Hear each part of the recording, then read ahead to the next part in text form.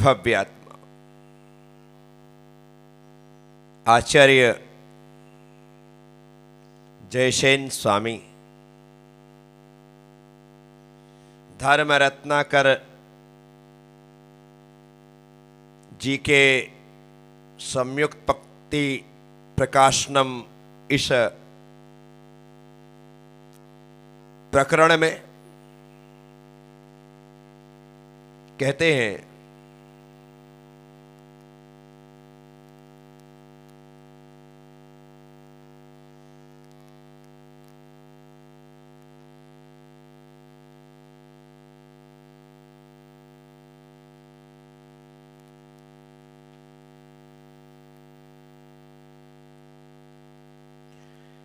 यद्यपि इस समय अतीन्द्रिय वस्तुओं के जानने देखने वाले आप्त नहीं भी हैं, तो भी उनके समान महापुरुष आज भी इस जगत में विद्यमान हैं, जिनकी परोक्ष निर्दोष युक्तियों में त्रिकालवर्ती जीवादिक पदार्थ प्रत्यक्ष के समान झलकते हैं। अपनी निर्दोष युक्तियों से वे उत्पाद व्यय द्रव्य युक्त पदार्थों का ऐसा सुंदर विवेचन करते हैं कि जिसको सुनकर हम लोग मानो उनको प्रत्यक्ष देख रहे हैं, ऐसा भास होने लगता है। आज भी ऐसे महापुरुष ज्ञानी जन हैं जिनके द्वारा वस्तु स्वरूप का ऐसा चित्रण किया जाता है, ऐसा चित्रण किया जाता है जैसे ये अपने दृष्टि से अपने ज्ञान से जान रहे हैं, देख रहे हैं और कह रहे हैं। जिस प्रकार कुल पर्वत मोह से रहित होकर पृथ्वी को धारण करते, उसी प्रकार मोह से रहित होकर पृथ्वी को धारण करते, पृथ्वी तल पर स्थित समस्त प्राणियों का उद्धार करते। जिस प्रकार समुद्र असंख्य रत्नों के भंडार होकर भी कभी उनकी इच्छा नहीं करते, उसी प्रकार जो संवेदनशाली रूपी रत्नों के आश्रय होकर भी धन की अभिलाषा नहीं करते। जिस प्रकार व्यापक आकाश अनंत पदार्थों को आश्रय लेकर भी उनसे स्पष्ट संश्लिष्ट नहीं होता, उसी प्रकार जो व्यापक महान होने से लोक के समस्त प्राणियों के आश्रय देते हुए भी उनसे स्पष्ट लिप्त नहीं होते, ऐसे कितने ही महापुरुष प्राचीन महर्षियों के अधिकतर निकटवर्ती शिष्य आज भी विद्यमान हैं। ये बात कल यहां तक हो चुकी थी। जो विद्यमान गणीय आचार्य समस्त शास्त्रों के रहस्य का ज्ञाता, लोक व्यवहार से परिचित, निष्प्रह प्रतिभा, नवीन नवीन तर्कणा रूप बुद्धि से संपन्न, शांत शंका के पूर्व ही उसके समाधान का अन्वेषक प्रायः करके सब प्रकार के प्रश्नों को सहने वाला, उससे उद्विग्न ना होने वाला, प्रभावशाली, दूसरों के चित्त को आकर्षित करने वाला, परनिंदा से दूर, अनेक गुणों से विभूषित तथा स्पष्ट मधुर भाषण करने वाला, वही धर्म कथा का कहने का अधिकारी तत्व व्याख्याता होता है। वही एक गाथा पहले भी आई, प्राज्ञः प्राप्त समस्तात हृदयः प्रभक्त लोक स्थिति। तो यहां पर आचार्य के गुणों को बतलाए कि आचार्यों में कौन कौन से गुण होते हैं। तो वे आचार्य समस्त शास्त्रों के रहस्य के जानने वाले होते हैं, लोक व्यवहार से परिचित होते हैं। लोक व्यवहार का पालन करना बहुत जरूरी है। यदि लोक व्यवहार का पालन नहीं किया जाएगा तो यह श्रवण परंपरा, यह मुनि परंपरा, ये धर्म आगे नहीं बढ़ सकता है। आपके आने पर आपसे बात करूं ना करूं, लेकिन आपके नमस्कार करने पर आशीर्वाद का देना है। आशीर्वाद भले ना दूं लेकिन आपकी ओर देखना, आपको देखूं भले ना लेकिन आपको उपदेश देना, क्या ये जरूरी है? ये लोक व्यवहार क्या है? भव्य जीवों को जो उपदेश दिया जा रहा है यह लोक व्यवहार है। क्योंकि आपको मेरे उपदेश से मोक्ष का मार्ग मिलता है, कल्याण का मार्ग मिलता है, इसलिए मेरा बोलना जरूरी। नहीं मैं तो सोच लूं मैं कुछ नहीं करूंगा, ना बोलूंगा, ना आशीर्वाद दूंगा, ना देखूंगा, ना कुछ करूंगा, तो ऐसे धर्म की वृद्धि कैसे होगी? धर्म की वृद्धि के लिए ये सब कार्य करने पड़ते। लोक व्यवहार नवीन नवीन तर्करार बुद्धि से संपन्न होते हैं। नए नए तर्क ला करके आचार्य ऐसी बुद्धि का प्रकटीकरण करते हैं कि लोग आगम के शास्त्रों के रहस्य को समझ जाते हैं। शांत होते हैं। कैसे हैं? चेहरे पर शांतता हमेशा बरतती रहती है। शंका के पूर्व ही प्रश्नों का समाधान उनके मन में आ जाता है। किसने प्रश्न पूछा, एक शब्द बोला, उतने में समझ गए कि ये क्या कहना चाहे। प्रायः करके सब प्रकार के प्रश्नों को सहन करने वाला है। कोई कुछ भी पूछ सकता है, उद्वेलित नहीं होना है और उत्तेजित नहीं होना है, अपितु शांति से उसके प्रश्न का समाधान करना है।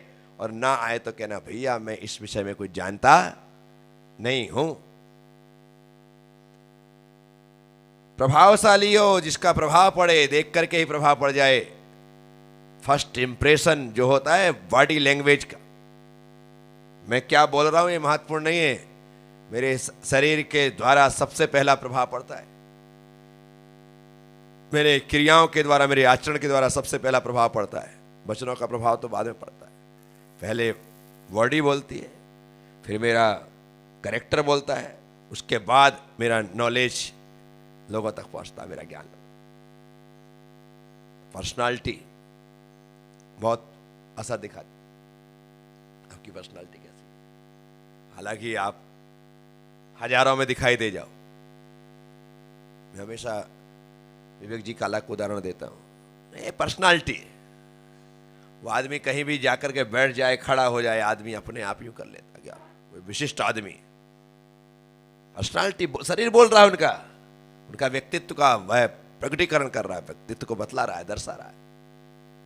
ऐसे तो बॉडी बहुत महत्वपूर्ण होती है। प्रभावशाली तो शरीर से, तपस्या से, साधना से, उठने से, बैठने से बड़ा प्रभाव पड़ता है कि तुम कैसे उठ रहे हो, कैसे बैठ रहे हो, कैसे बोल रहे हो, कैसे चल रहे हो, कैसे खा रहे हो। खाने पीने का भी, खाना खाने गए हैं और चपर चपर करके खा रहे हो, यहाँ वहाँ घोड़े की तरह देखते हुए खा रहे हो, यहाँ गर्दन की, वहाँ गर्दन की, ऐसा किया वैसा किया, है ना। जानवरों की तरह चूस चूस करके गिरे, सुरक सुरक के बोलते हैं, हाँ ऐसा कर रहे हो, ये नहीं चलेगा। ये आपको मैनर्सहीन माना जाएगा कि इनमें खाने का तरीका भी नहीं है। कई लोग ऐसा गंदा करके पूरा खाते हैं, फिर एक एक अंगुली चाटते हैं। कई लोगों क्या आदत है, एक मुंह में डाला, फिर दूसरी डाला, पूरा गंदा कर लेंगे, पूरा खाएंगे, फिर एक एक करके डाल, नहीं खाते। देख लो आप कभी पंगत आदि में देखना, लोग खा रहे, बाप रे, देखा नहीं जाता है। तरह तरह के लोग होते हैं। इसलिए खाने का बहुत ही मैनर्स होना चाहिए कि आप किस प्रकार से खा रहे हैं। खाते समय चबाने की आवाज ना आए। ये तो ऐसे जैसे चबा रहे कि चबाने के आसपास आवाज आ रही नहीं। हाँ, सुर करके पीते लोग हर चीज में। यानी कि आपने देखा होगा बड़े जब लोग जो होते हैं, आप तो सिर्फ उनके वीडियो आदि देखो, उससे पता लग जाएगा कि आदमी बड़ा होता है तो हर काम में बड़ा होता है। वो पानी एक गिलास उठाएगा, एक घूंट ऐसा पीता है, रख देता हो, और आप करके साड़ा साड़, ये मैनर्स चिंता हो जाती है। बड़े आदमी की स्टाइल ही अलग होती है, उसकी स्टाइल बड़ी होती है। वो बिल्कुल उसको किसी ने सिखाया नहीं है, वो जैसे जैसे बढ़ता गया अपने आप उसके जीवन में आता गया अपने आप। केरला आदि में देखो वो चावल खाते हैं, ऐसे बड़े बड़े लड्डू बनाते हैं। अरे चल ऐसे बनाएंगे, मतलब ऐसे खाते हैं, कमाल करते हैं। ऐसे बड़े बड़े बनाएंगे और बनाकर ऐसे ही खा लेते हैं। नहीं, हाँ, तो वो तौल नहीं रहे, वो गोल कर रहे हैं, गोल करते हैं। ऐसा है जो उछालते हैं वो तो गोल करते जाते और ऐसे खाते हैं। सबका अपना। इसलिए चलना, उठना, बैठना, खाना पीना, उड़ना, बिछाना, हर चीज सलीके से हो। आपके पास जितना सलीका है आप उतने आगे बढ़ रहे हो मान के चलना। हमारी क्रियाएं स्वतः ही सुधरती चली जाएं। आप अपने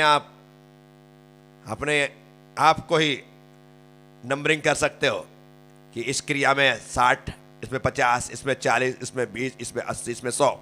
खुद नंबर दो कि मेरी ये क्रिया ऐसी है कि मैं इस नंबर के लायक हूं। आप लगा लो सुबह से।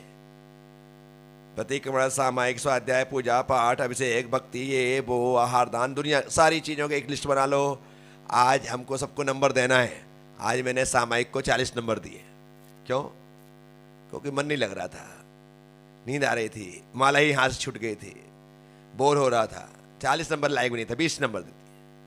आज नंबरिंग देना पड़ेगा। आज प्रतिक्रमण को मैंने किया, मजा नहीं आया, 30 नंबर दे दिए, इससे ज़्यादा नहीं है। अभी मुझे 30 को 40 करना, 40 को 50 करना, 50 को 60 करना। स्वाध्याय कर रहा था। आपको खुद को ना एक एक क्रिया के नाम होना चाहिए और आपके द्वारा ही नंबरिंग होना चाहिए कि आज इतने नंबर आए, आज भावों में ऐसा रहा, आज भावों में इतनी गिरावट आई, आज भावों में इतने उतार चढ़ाव हुए। ये सब आपको देखना है, कोई दूसरा थोड़ी देखेगा। अब आप यहां बैठ करके सुन रहे हो, मैं तो यही समझ रहा हूं कि तुम सुन रहे हो, लेकिन भीतर क्या चल रहा है तो आप जानो। तो भीतर क्या चल रहा है ये तो आप जानो। विचार करने जैसा है। इसीलिए हर चीज में, आज मेरी इस प्रक्रिया में आज मैंने ऐसी गलती की, आज ऐसा गलता किया, खुद को ही नंबर देते जाओ। आपका नंबर आगे ना बढ़े तो कहिएगा, पर आपको खुद को करना पड़ेगा। सारी समितियों के नंबर, सारे व्रतों के नंबर, सारे आवश्यकों के नंबर, कि आज मैंने कौन सी चीज कैसी की है, आज इतने नंबर ही मुझे प्राप्त हुए। आपकी 11 प्रतिमा है, 11 के 11 पॉइंट लिख लिए गए। देखो पता लग जाएगा कि हमें किस प्रतिमा में, हमें किस व्रत में कितने नंबर हमने खुद ने दिए। दूसरा कोई देने वाला नहीं है, क्योंकि ऐसा पेपर है जिससे तुम ही बनाते हो, तुम ही देते हो और तुम ही जांचते हो, और नंबर भी तुम्हें ही मिलने वाले। बस बढ़ना तुम्हें है, बढ़ना तुम्हें कि आप किस प्रकार से आगे बढ़ रहे हो। तो प्रभावशाली क्या कह रहे हैं, आचार्य जो होता है प्रभावशाली, इसका हर प्रक्रिया, हर क्रिया, हर चर्या ऐसी प्रभाव डालने वाली हो कि सामने वाला उन्हें देख करके फ्लैट हो जाए। तो हम बात वही कर रहे हैं, दूसरों की चित्त को आकर्षित करने वाला चित्तचोर। एक बार जो गया उसका मन हर लिया गया। मैं बोलूं तभी तुम्हारा मन हरूंगा ऐसा नहीं है, मैं तुम्हारी ओर देखूं तभी तुम्हारा मन हरूंगा ऐसा नहीं है। कितने लोग हैं जो भगवान के दर्शन करने के लिए दूर सुदूर जाते हैं। ऐसे लोग आपको हजारों की संख्या में मिल जाएंगे जो हर महीने महावीर जी जाते हैं। हजारों की संख्या में ऐसे लोग मिल जाएंगे जो हर महीने पदमपुरा जाते, हर महीने तिजारा जाते, हर महीने कुंडलपुर जाते, हर महीने चांदखेड़ी जाते, हर महीने पेठण जाते, हर महीने जा रहे हैं। पर भगवान बोल क्या रहा है भाई, जो तेरे को वहां मजा आ रहा है, हर महीने पिपलौन जा रहे, क्या मिल रहा है वहां पर? एक अद्भुत आलोक की आनंद है। तो वहां पर बोलने का नहीं, आदमी यूं ही जुड़ जाता है। क्या तो मैं बोलूंगा तभी तुम मुझसे जुड़ोगे ऐसा कोई जरूरी नहीं है। सबके जुड़ने के अलग अलग तरीके होते। क्या कोई ग्लू से चिपकता है, कोई फेविक्विक से चिपकता है, कोई फेविकॉल से चिपकता है, कोई एराडाइट से चिपकता है, कोई यूं ही चिपक जाता है। क्या उसको कुछ लगता ही नहीं है, उसमें इतनी चिकनाहट है वो आकर के चिपक गया। तो इसलिए सबके अलग अलग तरीके होते हैं। कोई मुद्रा को देख करके, ध्यान मुद्रा को देख करके ही, उनके त्याग धारित को देख करके उसमें लगता कि नहीं यार बस यही सब कुछ है। क्या हो गया, रास्ते चलते हुए कभी किसी व्यक्ति को देख लेते हैं, कोई लगता है यार इससे तो बात करनी है, इससे तो बात, वो ऐसा मन को भा जाता है इसका तो नंबर लेना ही लेना है। क्या हो गया, उसने एकदम से आपको अटैक किया और आप उसके होकर के रह गए। उसने कुछ कहा क्या, उसने कुछ बोला क्या, उसने कुछ दिया क्या, उसने कुछ किया, कुछ नहीं किया, लेकिन आप अटैक्ट हो चुके हैं। तो जुड़ने के लिए मेरा बोलना, मेरा हंसना, मेरा मुस्कुराना, मेरा pen pencil diary copy XYZ देना एक जरूरी नहीं है। जिसको जुड़ना होता है ना, वो कैसे जुड़ता है वो तो वही जानता है। उसको ही पता नहीं होता कि मैं कैसे जुड़ गया, तो पता ही नहीं। ये बैठा है सुधीर, 4 महीने मेरे को लगता ही नहीं कि मैंने उसको वहां पर देखा हो। भोज में आया गया होगा, ठीक, कभी कभार मम्मी आती रहती थी, ये कभी कभार आया, लेकिन बिहार में साथ चला और ऐसे मन से साथ चला कि पूछो मत। लैपटॉप अपने साथ में, वर्क फ्रॉम होम वहीं रास्ते में कर रहा है, आगे जाकर सब तैयारी कर रहा है, सब कुछ हो रहा है, चढ़ा लग गया दिमाग में। हो गया काम। कुछ कहने की जरूरत थोड़ी पड़ती है। जिसके मन में एक भाव जागृत होता है उसको इन सब चीजों की आवश्यकता नहीं होती। और जो लोग ऐसे ऊपरी तौर से जुड़ जाते हैं ना, वो जुड़े नहीं कहलाते, वो जुड़े नहीं कहलाते। तो इसीलिए आप सबसे कह रहा है कि यहां पर हम यदि भगवान से जुड़ रहे हैं, भगवान के पास बैठ करके जो आनंद हम महसूस कर रहे हैं, तो भगवान हमसे क्या कह रहे हैं, क्या दे रहे हैं? कुछ नहीं दे रहे हैं, हम ही दे रहे हैं उल्टा। ये श्रीफल चढ़ा दो, ये फल चढ़ा दो, ये फूल चढ़ा दो, ये ले लगा दो, वो लगा दो, दुनिया की चीज हम दे रहे हैं, वो तो कुछ दे ही नहीं रहा है। कमाल है। और फिर भी देने का मजा आ रहा है, फिर भी चढ़ाने का मजा आ रहा है, छत चढ़ाने का मजा आ रहा है। मेरी तरफ से सोने का छत चढ़ा दो, मेरी तरफ सोने का सिंहासन बना दो। अरे भाई क्या हो गया तुझे? विचार तो। अभी एक मुस्लिम ने तिरुपति बालाजी में 1,20,00,000 का या उससे ज्यादा का चेक दिया।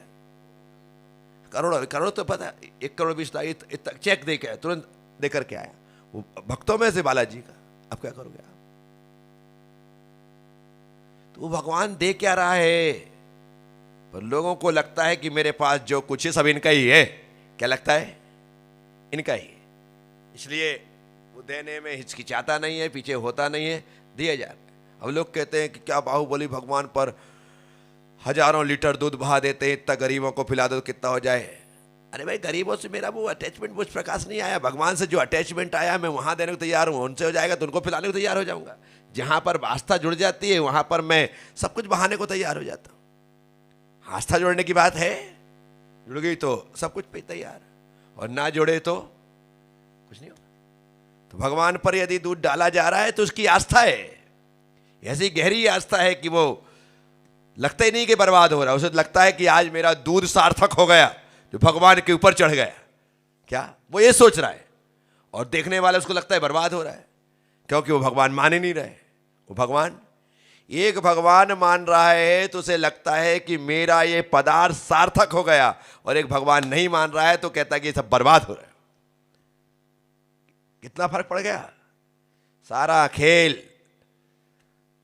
सोच का है, श्रद्धा का है, समर्पण का है, अटैचमेंट का है। समझ में आया? उसका है, ये प्रक्रिया है।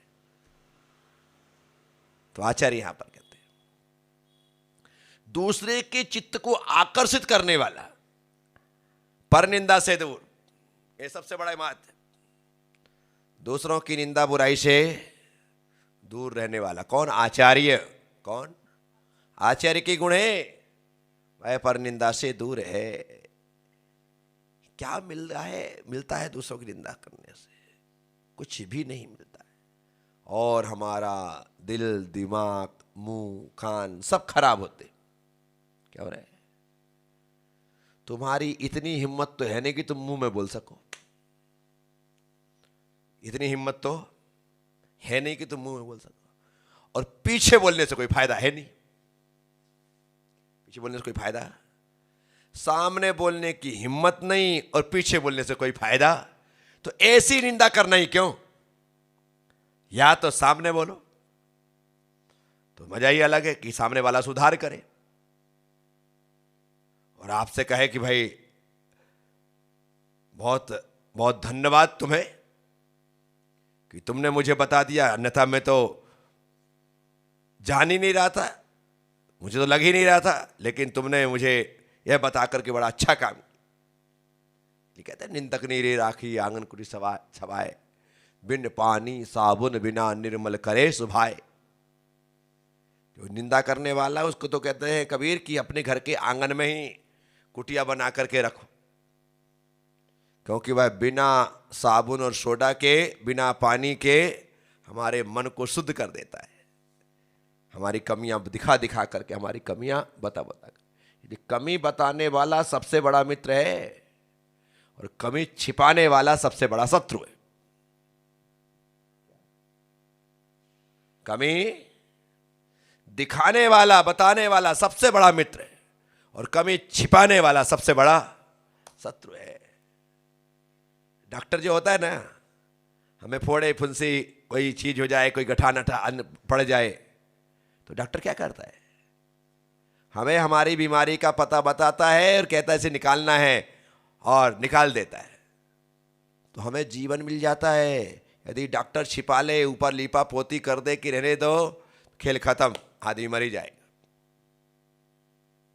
बुराइयों को तो हटाना पड़ता है, बुराइयों को हटाना पड़ता है। तो डॉक्टर जो काम कर रहा है वही काम हमें करना है कि लोगों को तरीके से उसकी बुराई का परिचय करा दो ताकि वह उससे मुक्त हो सके। हमारा काम है बताना, वो माने ना माने उसकी मर्जी, माने ना माने। लेकिन परनिंदा से दूर, अनेक गुणों से विभूषित, निंदा से दूर रह करके गुणों से अपने आप का श्रृंगार करना है। गुणों से जितने ज्यादा गुण आ सकते हैं उतने गुण आना चाहिए। ये शरीर का जो श्रृंगार है ये सोने के चांदी के आभूषणों से हो जाता है। अच्छे कंगन पहन लो, अच्छी चेन पहन लो, अच्छा ब्रासलेट पहन लो, अच्छा नेकलेस पहन लो, अच्छे कुंडल पहन लो, अच्छी नथ पहन लो, अच्छे पायजेब पहन लो, अच्छी करधनी पहन लो, अच्छे कपड़े पहन लो, शरीर को खूब सजा लिया। लेकिन आत्मा किससे सस्ती है? वस्त्रों से या गुणों से? गुणों से सस्ती है।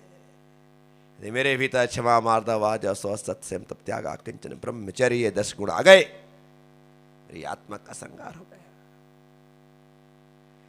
मेरे भीतर क्षमा, विनय, सरलता, संतोष, सत्य, संयम, तप, त्याग, ये गुण आ गए, मेरी आत्मा का श्रृंगार हो गया।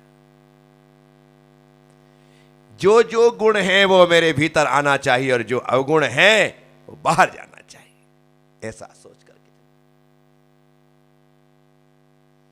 क्योंकि गुण हमें अच्छा बनाते हैं और अवगुण हमें बुरा बनाते। तो हर व्यक्ति के भीतर अवगुण होते हैं और हर व्यक्ति के भीतर गुण होते हैं। कम ज्यादा का रेशो हो सकता है। गुण कम है तो उन्हें बढ़ाने की कोशिश करो, अवगुण ज्यादा है तो उन्हें घटाने की कोशिश करो। अवगुण को घटाना है और गुण को बढ़ाना है, बस। आप सर्वमान्य हो जाएंगे, आप सर्वश्रेष्ठ हो जाएंगे, आप सर्वपूज्य हो जाएंगे। जैसे जैसे गुण बढ़ते हैं, भगवान जिनिंद की अनंत की अवस्था तक पहुंचते ना, तो वे सतेंद्रों से पूजित हो जाते। किससे? सतेंद्रों से पूजित हो जाते, जगत पूज्य हो जाते। जगत पूज्य नहीं, लोक पूज्य हो जाते। तीनों लोकों के द्वारा वे पूजे जाते। कब? जब उस आत्मा में गुण के अलावा अब और कुछ भी नहीं है, अवगुण का नामो निशान नहीं है, तो वह त्रिलोक पूज्य हो जाता है, तीनों जगत में स्तुत्य हो जाता है। सतेंद्र जिन्हें प्रणाम करने लगते हैं, नमस्कार करने लगते हैं, सबको थोड़े प्रणाम करेगा? गुणवान को ही गुणवान नमस्कार करते हैं, लेकिन उन्हें मुझसे ज्यादा जिसमें गुण है, मैं कहता हूं नमस्कार, नमोस्तु, प्रणाम। मुझसे कम है तो मैं उसे प्रणाम करने वाला किस बात के लिए?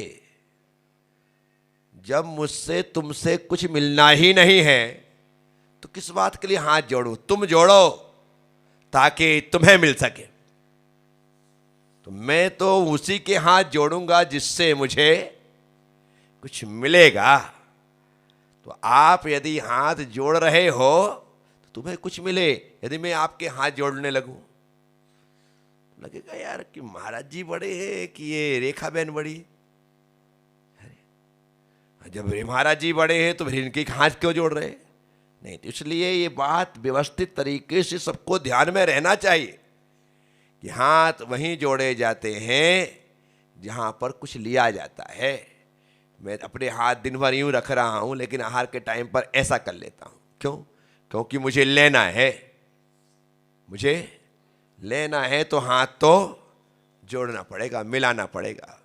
तभी भर पाएगा। तो जहां से मुझे गुण ग्रहण करना है वहां पर मुझे वंदे तद्गुण लब्धये, वहां वंदना करनी होगी, नमस्कार करना होगा, प्रणाम करना होगा। तो क्या कह रहे हैं? अनेक गुणों से विभूषित तथा स्पष्ट व मधुर भाषण करने वाले। कैसा? स्पष्ट भी बोलते हो पहली बात, मधुर बोलते हो दूसरी बात। स्पष्ट वक्ता होना अच्छी बात है, लेकिन स्पष्ट वक्ता के साथ लठमार ऐसे बोल रहे हैं कि पूछो मत, सामने वाला हताहत हो जाए। नहीं, मधुर वचन, स्पष्ट बोलो। अर्थात स्पष्ट का मतलब साफ। क्या? उच्चारण में भी साफ बोलो और उसे अर्थ भी साफ समझ में आए, ऐसा बोलो। दोनों स्पष्ट होने चाहिए। हम बोल रहे इतना घुमा फिरा करके बोल रहे कि समझ ही नहीं आ रहा है, फिर सामने वाले से पूछना पड़ता है कि भाई समझ में आया? वो कहता नहीं आया।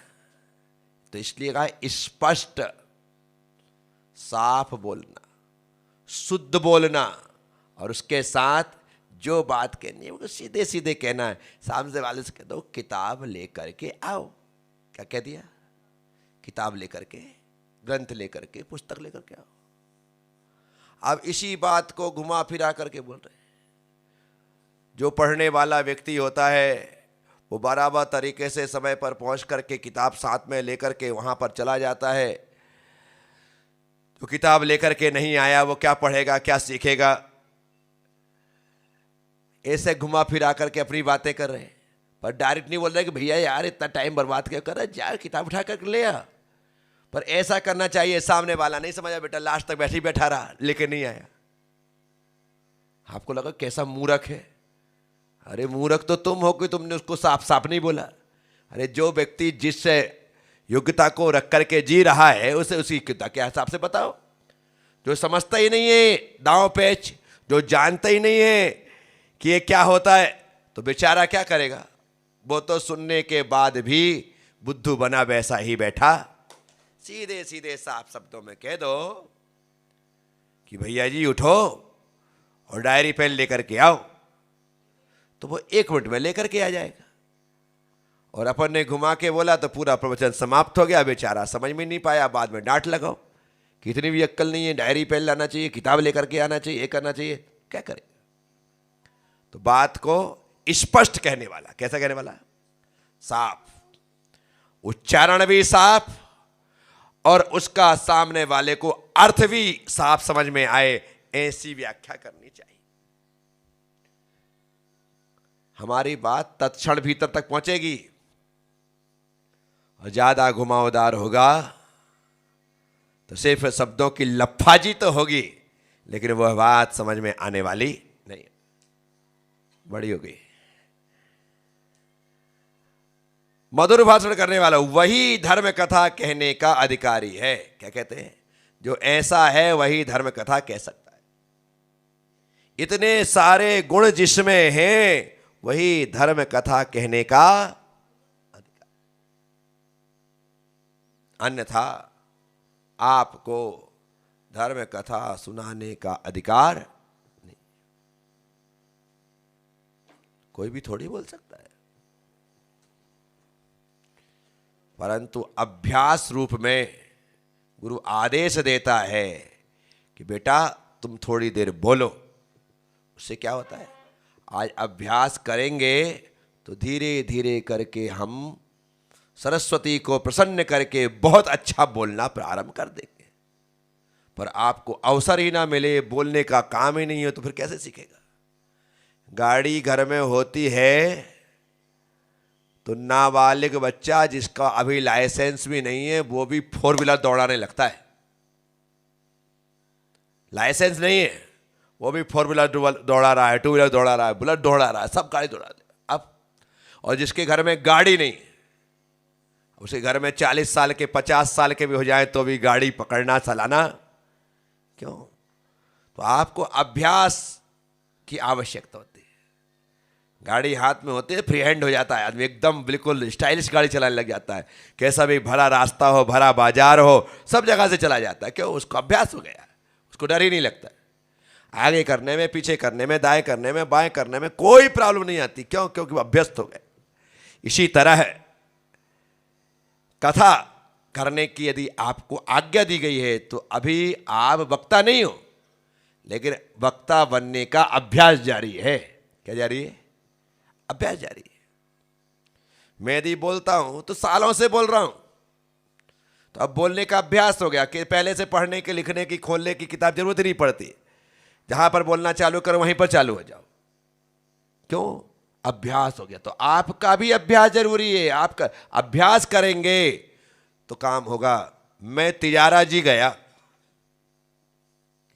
तिजारा जी की सबसे अच्छी बात है कि सुबह 8 बजे और रात को 8 बजे डेली प्रवचन होते। पंडित जी के एक कमरा बना हुआ है, चौकी लगी है, माइक लगा है, डेली प्रवचन होता है। प्रवचन करने वाले पंडित जी, सुनने वाला एक भी नहीं। सुनने वाला एक भी नहीं, एक भी नहीं। पर पंडित जी का काम सिर्फ यही है कि आपको सुबह शाम 1-1 घंटे प्रवचन करना है। कोई सुने ना सुने, तुम्हारा काम यही है। और इसी बात की सैलरी, इसी बात की सैलरी। अब वो पंडित जी बराबर टाइम पर जाते हैं, किताब खोलते हैं, माइक लगाते हैं और जोर जोर से बोलना प्रारंभ। उनको सुनकर के कभी किसी को लगता है कि भाई प्रवचन चल रहा है, चलो बैठ कर सुन ले, तो कभी 2-4 लोग आगे बैठ भी जाते। कोई आते नहीं तो बाहर बैठे बैठे सुन लेते। लेकिन तुम्हारा काम है बोलना, तो बोलने का अभ्यास हो गया। क्या हो गया? अभ्यास। और ये अभ्यास जरूरी है। तो इसलिए यदि यहां पर कहा गया कि यही धर्म कथा करने का अधिकारी है, ऐसे ही आचार्य, तो आप लोग कहो कि फिर हम तो कथा कर रहे हैं, हमने प्रवचन 10 लक्षण में सुनाया है, वो हमने गलत किया। नहीं, वो सिर्फ अभ्यास है। क्या है? आपने डायरी में नोट्स तैयार किए, प्रवचन तैयार किए, कहानी तैयार की, 24 घंटे उसी उपयोग में लगे रहे। धीरे धीरे करके आप खिलाड़ी हो जाओगे। क्या हो जाओगे? शुरुआत में तो कैंची चला करके साइकिल चलाना सीखना पड़ती है, उसमें गिरते पड़ते घुटने कोहनी सब छिल जाती है, तब जाके साइकिल आती है। लेकिन बाद में ऐसा हो जाता है, कट मारने लगते हैं, डंडे पे ऊपर पेंडल खड़े होकर चलाने लगते हैं। ना सीट में बैठे ना डंडे में बैठे, पीछे बैठ जाते हैं और फिर चलाने लगते हैं। साइकिल के ऊपर खड़े हो जाते हैं और चलाने लगते हैं। क्या हुआ? ऐसा गहरा अभ्यास हो गया है कि अब कुछ होने वाला। पहले गांवों में ये साइकिल चलाने वाले करतब दिखाने के लिए आते थे, अभी आते पता नहीं, करतब दिखाने। हमारे बाजार में कई बार होता था, वो बराबर एक गड़ बना लेते थे, उसके अंदर साइकिल चलाते, लगातार साइकिल चलाते थे। साइकिल चलाते अखबार पढ़ते थे, साइकिल चलाते स्टोव चलाते थे, साइकिल चलाते साइकिल में चाय बनाते थे, वहीं छान लेते थे, वहीं पीते थे, साइकिल भी चला रहे और सारे काम करते थे। पूरा गांव देखने आता था, सब देखते थे। इतना ज्यादा निष्णांत हो चुका है कि अब उसके लिए सारे काम सहज हो गए।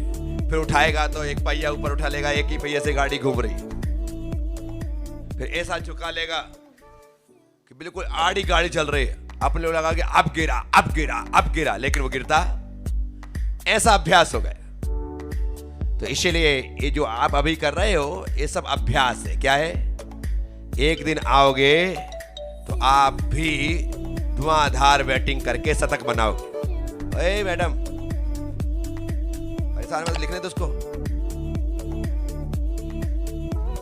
क्या समझ में आया? तो इस तरह से यहां पर ये आचार्य के इतने गुण बतलाए, जिस पर हमने थोड़ी सी बात की है। तो समझ यही है और समझदारी यही है कि हम गुणों को ग्रहण करें, और जितने जितने जितने गुण बढ़ते चले जाएंगे, हमारा कद उतना बढ़ता चला जाएगा। व्यक्ति को ऐसे ही ऊंचाई नहीं मिलती है, गुणों से ऊंचाई मिलती है। कैसे मिलती है? हाँ, यदि लोग कहते हैं अरे विद्यासागर जी को सारा संसार क्यों मानता है, इतने क्यों मानते हैं? गुण बढ़ाया उन्होंने। क्या बढ़ाया है? ऐसे गुण बढ़ाते गए तो दुनिया अपने आप पुण्य लगी। उनकी निंदा बुराई करने से कोई फायदा नहीं है। कह रहे वो ऐसा नहीं नहीं नहीं नहीं, अपने आप व्यक्ति गुणों से पूजा जाता है और साथ में यश कीर्ति का उदय आ जाता है तो वो सोने में सुगंध ला देता है। क्या ला देता है? यश कीर्ति का तीव्र उदय, तो वो सोने में सुगंध ला दिया। ऐसा होता है। तो इसलिए अपने गुणों को बढ़ाओ पहली बात, और दूसरों के गुणों से चिढ़ो मत, तो यश कीर्ति बढ़ेगी। जो दूसरों से चिढ़ता है उसका यश कीर्ति का बंद होता है, और जो दूसरों से चिढ़ता नहीं है उसके यश कीर्ति का नौकर में। यदि आप चिढ़ रहे हो एक दूसरे से तो आप यश कीर्ति का नहीं, अयश कीर्ति का बंद कर रहे हो। बेटा तुम्हारी बुराई हो। खुद के गुणों को बढ़ाना है और दूसरों के गुणों की प्रशंसा करना है, दूसरों के गुणों को सम्मान करना है, गुणवानों की सेवा करना है, तो अपने आप आपकी यश कीर्ति बढ़ेगी। और यही यश कीर्ति हमें एक ऊंचाई देगी, एक लेवल देगी, और हम बहुत ऊपर उठ जाएंगे। तो इस तरह से आज इस प्रज्ञा प्राप्त समस्त शास्त्रिया व्यक्त लोक स्थिति, इस आत्मानुशासन के काव्य को जो कि वहां आया है, आज फिर से इसमें आया और इस पर हमने चर्चा की। ओम नमः। सबसे क्षमा, सबको क्षमा। जय गुरुदेव, जय महावीर।